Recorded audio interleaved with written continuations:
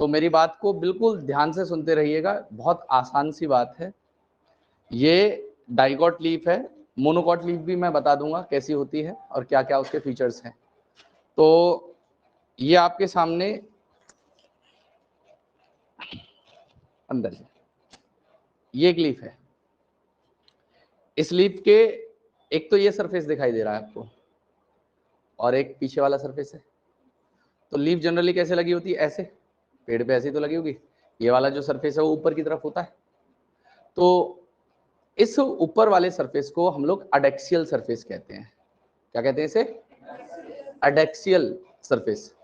और जो नीचे वाला होता है ये वाला सरफेस, इसे हम अबैक्सियल सरफेस कहते हैं। This is known as abaxial surface. तो अडेक्सियल सरफेस की खास बात होती है क्या कि अगर आप इन दोनों के बीच में कंपैरिजन करो तो ये थोड़ा सा शाइनियर ज्यादा लग रहा है, इसके मुकाबले ये शाइनी नहीं है, ये थोड़ा शाइनी है। रीजन जानते हैं इसके शाइनी होने का? क्यूटिकल। क्यों? क्योंकि लीफ इस तरीके से पेटियोल की मदद से स्टेम पे जुड़ी हुई है।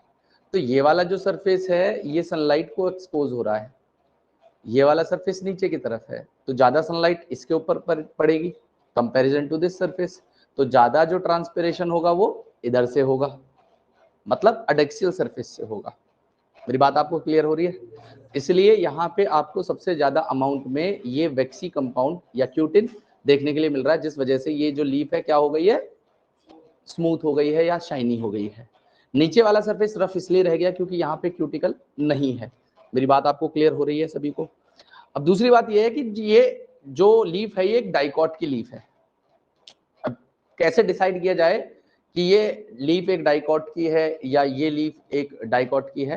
तो इसकी खास बात क्या है, इसमें एक बीच में मिडरिप जा रही है सेंटर में, इससे वेन्स निकल रही हैं और उस वेन से आप देखोगे तो छोटी छोटी विनलेट्स भी दिख रही हैं, वेन से विनलेट्स भी दिख रही होंगी आपको। तो मिडरिप बीच में, मिडरिप से वेन्स और वेन्स से जुड़े विनलेट्स। सिमिलरली यहाँ पे भी है, लेकिन इसमें ज्यादा अच्छी विनलेट्स और वेन्स आपको या मिडरिप देखने के लिए मिल पा रही होगी। मेरी बात आपको सभी को क्लियर है? चलिए, अब बात यह है कि डाइकॉट की लीफ में रेटिकुलेट वेनेशन है। ये क्या है? Reticulate venation. तो यहाँ पे आपको जो वेन और वेनलेट्स हैं उनका साइज भी अलग अलग है। जैसे सबसे बड़ी वेन ये बीच में जा रही थी, ये वाली, तो ये सबसे बड़ी साइज की है। तो अगर मैं इसे काट दूंगा तो इसके अंदर सबसे बड़े वस्कुलर बंडल होंगे।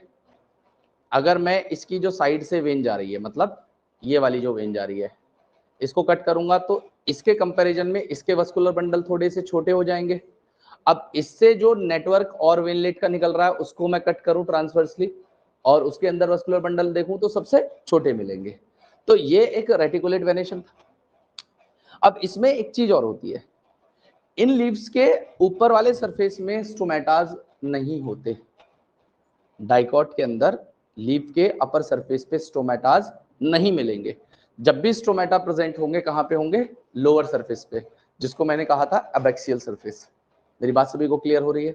चलिए, अब मैं क्या कर रहा हूं, देखो इस लीफ को ट्रांसवर्स सेक्शन नहीं कर सकते। ट्रांसवर्स सेक्शन का मतलब है अगर लीफ को ऐसे काटते ऐसे तो ये ट्रांसवर्स होता। हम लीफ का करते हैं वर्टिकल सेक्शन। तो याद रखना हमेशा कि रूट का और स्टेम का ट्रांसफर सेक्शन होगा, लेकिन लीफ का वर्टिकल सेक्शन होगा। क्लियर है मेरी बात? चलिए, अब मैंने क्या किया, इस लीफ का एक वर्टिकल सेक्शन कर दिया, मतलब मैंने इसको साइड से इस तरीके से कट कर दिया, वर्टिकली मैंने इसको काट दिया। अब वर्टिकल सेक्शन करने के बाद में ध्यान से सुनिएगा, इस लीफ में मुझे तीन मेन चीजें हैं जो पढ़नी होंगी। सबसे पहला तो मुझे पढ़ना है इस लीफ के अंदर एपिडर्मिस को। एपिडर्मिस इस लीफ में दो जगह है, ऊपर वाले सरफेस की एपिडर्मिस और नीचे वाले सरफेस की एपिडर्मिस। ठीक है, अब देखो, चूंकि आप अगर देख पाओ तो ये तो एक बहुत पतला सा ब्लेड है, इसमें आपको बीच में तो कोई पिलर टिश्यू नहीं मिल रहा, लेकिन अगर माइक्रोस्कोप से इसको आप जूम करके देखोगे, अगर इसी हिस्से को माइक्रोस्कोप से जूम करके देखा जाए तो कुछ ऐसी सी इमेज आपको देखने के लिए मिलेगी। कैसी इमेज देखने के लिए मिलेगी? तो ऐसी इमेज देखने के लिए मिलेगी। मतलब लीफ का जो ऊपर वाला सरफेस है ये वाला, ये तो हो गया ऊपर। लीफ के नीचे वाला जो एपिडर्मिस है ये लेयर हो गई नीचे वाली, और इनके बीच में भी एक टिश्यू भरा होता है जिसे हम मेसोफिल सेल कहते हैं। क्लियर है मेरी बात आपको? पक्का क्लियर है? तो हमने 3 चीजें पढ़नी है। सबसे पहला एपिडर्मल टिश्यू पढ़ना है, तो एपिडर्मिस एडेक्सियल और अबैक्सियल सरफेस की होगी। बीच में फिलर टिश्यू है, मेसोफिल टिश्यू, जो क्लोरोफिल कंटेनिंग होता है। और उसके अलावा तीसरी चीज है इसके वस्कुलर बंडल, जो आपको किस में मिलेंगे? इस मिडरिब में मिलेंगे, वेन्स में मिलेंगे, उनकी वेलेट्स के अंदर मिलेंगे। क्लियर है? इनके जो वस्कुलर बंडल्स होते हैं उसको बंडल शीथ सेल कवर करने के लिए होती है। तो यहाँ की बात यहां तक थी। अब आगे की बात सुनिएगा। देखिए, अगर हम बात करें कि सपोज कोई डाइकॉट लीफ है और उस डाइकॉट लीफ का मुझे वर्टिकल सेक्शन किया, उसका मैंने वर्टिकल सेक्शन किया, तो मुझे मेनली 3 हिस्से थे जो इस लीफ में पढ़ने थे। सबसे पहला एपिडर्मिस। एपिडर्मिस 2 सरफेस पे होगा। जैसे ये लीफ है तो इस लीफ का जो ऊपर वाला सरफेस है इसकी एपिडर्मिस, और नीचे वाला जो सरफेस होगा उसकी एपिडर्मिस। ऊपर वाले सरफेस को मैंने कहा था एडेक्सियल और नीचे वाले को कह दिया था अबैक्सियल सरफेस। क्लियर है? तो एपिडर्मिस जो होगी वो 2 होंगी, एडेक्सियल जो कि अपर सरफेस होगा, ये एडेक्सियल सरफेस पे आपको क्यूटिकल देखने के लिए मिलेगा, और दूसरा आपको यहां पे कोई स्टोमेटा नहीं मिलता है। क्यों नहीं मिलेगा? क्योंकि यही सरफेस सनलाइट के तरफ होता है या एक्सपोज्ड होता है। नीचे वाला जो सरफेस होता है उसे हम कहते हैं अबैक्सियल सरफेस या लोअर सरफेस, और यहां पे भी क्यूटिकल होगा, लेकिन इसके पास में क्यूटिकल या क्यूटिन ज्यादा होगा, और यहां पे आपको कुछ स्टोमेटास मिल जाएंगे, कुछ स्टोमेटास अबैक्सियल सरफेस पे आपको मिल जाएंगे। दूसरा, जब मैंने लीफ को साइड से कट किया था, मतलब कैसे कट किया था? ऐसे, ये जो कट किया था वर्टिकली कट किया था, तो मैं ये वाला जो हिस्सा है इस वाले हिस्से को ऐसे बना रहा हूं। ठीक है? तो इधर देखिएगा, इधर देखिएगा, ये मैंने ऊपर वाला सरफेस बना दिया, इसकी एपिडर्मिस बना दी, और ये नीचे वाला सरफेस बना दिया। ठीक है? और यहाँ पे मैंने एपिडर्मिस बना दी। अच्छा, एपिडर्मिस बनाई है तो बीच में मैं हल्का सा स्पेस भी छोड़ दे रहा हूँ। ये स्पेस जो होगा, ये स्पेस जो होगा ये स्टोमेटा के लिए, या स्टोमा आपकी किताब में लिखा हुआ है, वो स्टोमा वाला सरफेस मैंने ये छोड़ दिया। ठीक है जी? बीच में ये दोनों तो एपिडर्मिस होगी, ऊपर वाला नीचे वाला एडेक्सियल एबैक्सियल। नीचे बीच में जो भरा होगा टिश्यू उसे मैं कह रहा हूं मेसोफिल सेल्स। तो दूसरी जो चीज आपको यहां पे मिलती है किसी भी लीफ में, वो है मेसोफिल सेल। दूसरी चीज जो यहां पे मिलेगी वो है मेसोफिल सेल। मेसोफिल सेल यहां पे हम लोग जब ग्राउंड टिश्यू पढ़ रहे थे तो वहां पे बताया था क्लोरोप्लास्ट कंटेनिंग सेल्स होती है, और फोटोसिंथेसिस में सबसे ज्यादा रोल यही मेसोफिल रोल प्ले करती है। तो ये मेसोफिल के भी 2 टाइप होते हैं। एक होती है पेलिसेड मेसोफिल। पेलिसेड मेसोफिल, इनकी शेप ऐसी होती है, ऐसी लॉन्ग कॉलम लाइक। ठीक है जी? और दूसरी वाली जो होती है उन्हें कहते हैं स्पॉन्जी मेसोफिल। स्पॉन्जी जो मेसोफिल होती है ये ओवल होती है या राउंड होती है? ओवल होती है, राउंड होती है। तो आपको यहां पे क्या देखने के लिए मिलेगा इस मेसोफिल में? जो ऊपर वाली सेल्स भरी हुई हैं वो तो होती हैं जो अबैक्सियल सरफेस एडैक्सियल सरफेस की तरफ होती है, अपर सरफेस की तरफ होती है, वो तो होती है स्पॉन्जी। यहां पे मैंने क्या किया, यहां पे मैंने वस्कुलर बंडल्स बना दिए, वस्कुलर बंडल बनाए, यहाँ पे मैंने बंडल शीथ सेल बना दी जो इन वस्कुलर बंडल्स को यहाँ पे कवर कर रहे हैं। ठीक है जी, वस्कुलर बंडल को जो यहाँ पे कवर कर रहे हैं। तो ऊपर वाली तो मैंने पैलिसेड बना दी जो कॉलम लाइक या वर्टिकल थी और क्लोजली पैक्ड होती हैं ये, मतलब इनके बीच में आपको इंटरसेलुलर स्पेस बहुत कम मिलेगा, मैंने हालांकि यहाँ पे बना दिया, इंटरसेलुलर होता नहीं है इनके अंदर। और जो नीचे वाली सेल्स होती हैं वो होती है स्पॉन्जी। स्पॉन्जी जो होती हैं उनके बीच में बहुत बड़ी बड़ी आपको एयर कैविटीज या इंटरसेलुलर स्पेस मौजूद मिलेगा। क्यों? क्योंकि यहां से गैसेस एक्सचेंज होगा। तो एयर कैविटीज आपको कहां पे मिलेंगी? नीचे वाली में जो स्पॉन्जी है।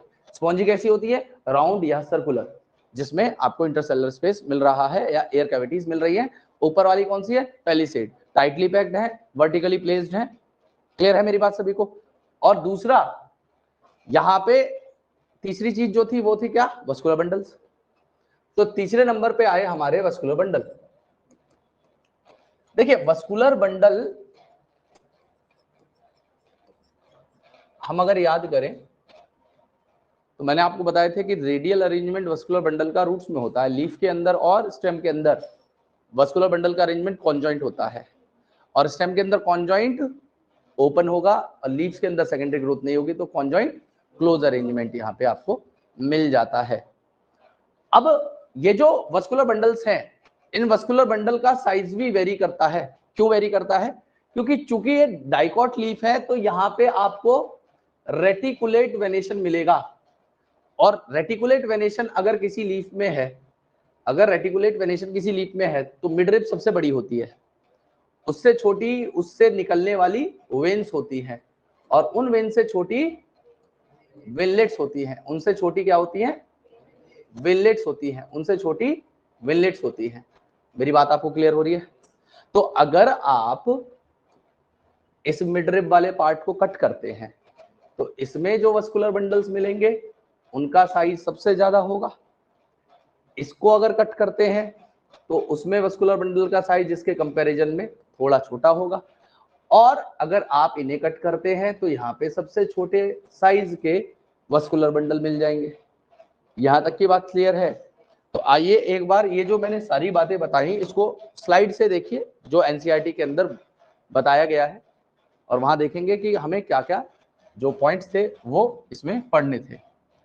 तो इसमें देखिए आपके सामने लिखा हुआ है कि डाइकॉट या डॉर्सिवेंट्रल लीफ के अंदर आपको क्या मिलेगा।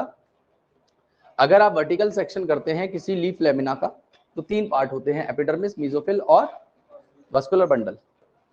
दूसरा मैंने बताया था कि एपिडर्मिस दोनों अपर और लोअर सरफेस को कवर करता है। अपर सरफेस को हम लोग क्या कह रहे हैं? एडैक्सियल सरफेस, और लोअर को क्या कह रहे हैं? Abaxial surface. और इसके ऊपर कॉन्स्पिकुअस, कॉन्स्पिकुअस मैंने बार बार टर्म यूज कर रहा हूं, जो विजिबल हो। कॉन्स्पिकुअस क्यूटिकल इसके ऊपर मिल जाएगा। एडैक्सियल सरफेस के ऊपर ज्यादा स्टोमेटा होते हैं। अबैक्सियल सरफेस मतलब नीचे वाले सरफेस पे आपको, लोअर सरफेस सबसे ज्यादा स्टोमेटा मिलेंगे, ऊपर वाले सरफेस पे स्टोमेटा हो भी सकते हैं या जनरली नहीं होंगे। तो एडैक्सियल सरफेस पे स्टोमेटा या तो बहुत कम होंगे या नहीं होंगे। मेसोफिल सेल जो बीच में भरी हुई थी, ये टिश्यू था जो अपर और लोअर एपिडर्मिस के बीच में प्रेजेंट था, और ये किसका बना हुआ था? पेरेन्काइमा का बना हुआ था। पेरेन्काइमेटा सेल से सिंपल सबसे। ये बेसिकली क्लोरोप्लास्ट कंटेनिंग और फोटोसिंथेसिस परफॉर्म करेंगी। 2 तरीके की होंगी, पैलिसेड और स्पॉन्जी। तो पैलिसेड कौन सी होंगी? जो एडैक्सियली अपर सरफेस से जो लगी हुई है, ये vertical adaxially placed elongated cells vertically parallel to each other present होने वाली, कौन सी हो गई? पैलिसेड। स्पॉन्जी नीचे वाली कैसी है? ये ओवल या राउंड, लूजली अरेंज्ड, वो कैसे? Tightly arranged. ये बिलो पैलिसेड सेल्स होंगी और ये लोअर एपिडर्मिस के पास एक्सटेंड करती हैं, और इनके बीच में आपको न्यूमरस स्पेस या एयर कैविटीज देखने के लिए मिलेंगी। और फाइनली आता है वस्कुलर बंडल, या वस्कुलर बंडल आपको वेन और मिडरिप के अंदर देखने के लिए मिलेगा। Size of vascular bundle depend करता है किसके ऊपर? साइज ऑफ वेन्स के ऊपर। और मैंने आपको बताया था कि वेन वेरी करती हैं थिकनेस में, किसमें? रेटिकुलेट वेनेशन में। कैसे? मिडरिप बड़ी, वेन उससे छोटी, वेनलेट उससे छोटी, तो वेरी कर रही है। जिसके अंदर आप वस्कुलर बंडल को देख रहे हो आपको वहां पे उसी हिसाब का वस्कुलर बंडल देखने के लिए मिल रहा है। और इन वस्कुलर बंडल्स को कवर करने के लिए कौन सी सेल प्रेजेंट है? बंडल शीथ सेल प्रेजेंट होती है। कौन सी? बंडल शीथ सेल प्रेजेंट है। तो आप देखिए डायग्राम में, ये बड़ा सा डायग्राम है आपके सामने। ये सबसे ऊपर वाला सरफेस था एडेक्सियल, जिसपे क्यूटिकल थी ज्यादा अमाउंट में। नीचे वाला था एबैक्सियल, जिसमें आपको स्टोमा या स्टोमेटा देखने के लिए मिल रहा है। उसके अलावा ऊपर वाली पेलिसेड मेसोफिल सेल्स है, नीचे वाली स्पॉन्जी मेसोफिल सेल है। स्पॉन्जी मेसोफिल सेल में एयर कैविटी प्रेजेंट है, और स्टोमेटा के पास में जो ये स्पेस बन जाता है उसे सब स्टोमेटल कैविटीज कह देते हैं। बीच में आपको ये वस्कुलर बंडल मिल रहे हैं। वस्कुलर बंडल में जाइलम फ्लोएम ऑब्वियस सी बात होंगे, और इसको कवर कर रही है कौन? Bundle sheath cell. तो डाइकॉट लीफ बहुत इजी थी, आपने समझी। अब आते हैं मोनोकॉट लीफ के ऊपर। मोनोकॉट लीफ डाइकॉट लीफ से कैसे अलग होगी? तो आइए मोनोकॉट लीफ को भी आपको मैं समझा दे रहा हूं। तो हम बात कर लेते हैं मोनोकॉट लीफ की।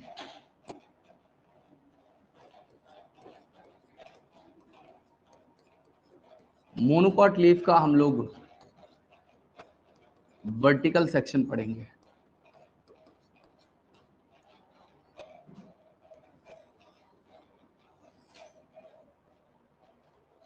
देखिए,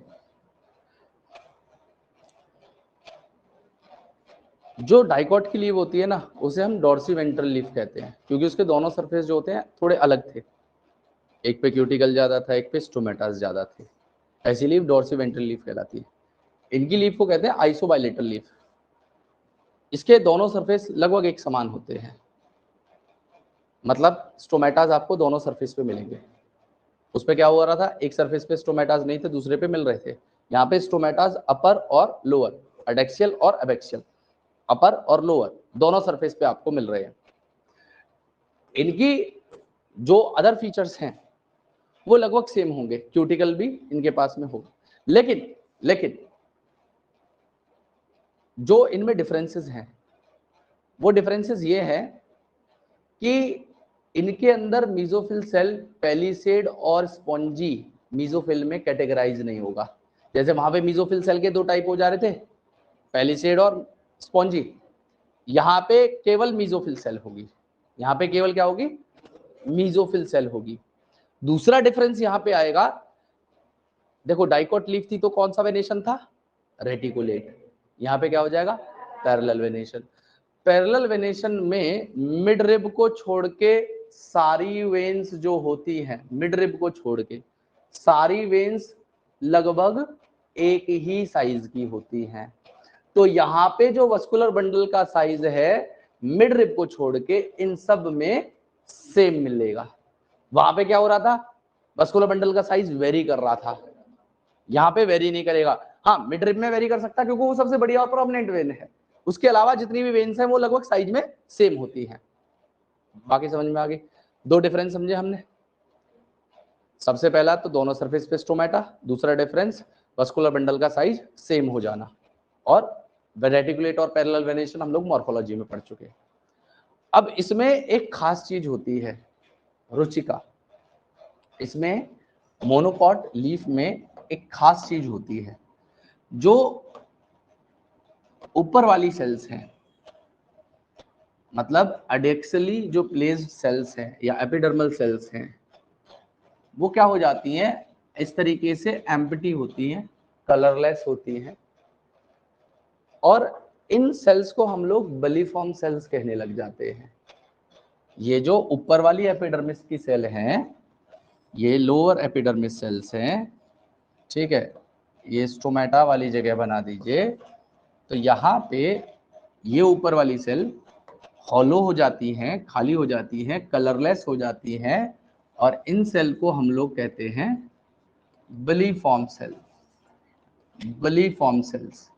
और ये कौन सी है? ये एडेक्सियल सरफेस की एपिडर्मल सेल्स थी, एपिडर्मल सेल्स थी, जिन्होंने क्या किया? मॉडिफाई किया और बलिफॉर्म सेल्स को बना दिया।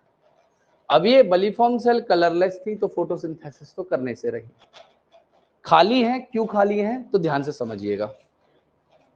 देखिए, अगर वहां पे वाटर की कमी होती है तो ये बलिफॉर्म सेल्स जो होती हैं इसमें से वाटर बाहर निकल जाता है और ये ऐसे सी फ्लैसिड हो जाती है। और जब पानी सफिशिएंट होता है इनके पास में तो ये जो बलिफॉर्म सेल्स थी इसमें वो वाटर फिल हो जाता है और ये टर्जिड हो जाती है। इससे क्या होगा,